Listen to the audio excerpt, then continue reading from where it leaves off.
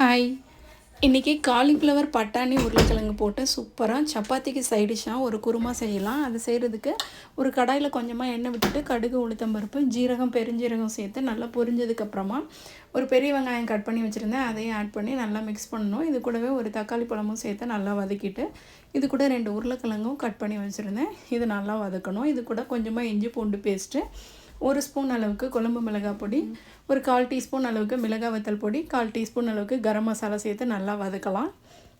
இது கூடவே வெந்நீரில் போட்டு வச்சுருந்த காலிஃப்ளவரையும் சேர்த்து நல்லா வதக்கணும். இது கூட ஒரு கைப்பிடி அளவுக்கு பச்சை பட்டாணியும் சேர்த்துக்கலாம். உருளைக்கிழங்கு எந்த அளவுக்கு வேகுதோ அந்த அளவுக்கு டேஸ்ட்டு சூப்பராக இருக்கும். இந்த கிரேவிக்கு தகுந்த மாதிரி தண்ணியும் ஊற்றி நல்லா வேக வச்சு எடுத்துகிட்டு ஃபைனலாக மல்லி இலை தூவி இறக்கிட்டோன்னா சூப்பரான சப்பாத்திக்கு ஏற்ற சைட் டிஷ் ரெடியாக இருக்கும். இதை ட்ரை பண்ணி பாருங்கள். தேங்க்யூ. தேங்க்ஸ் ஃபார் வாட்சிங்.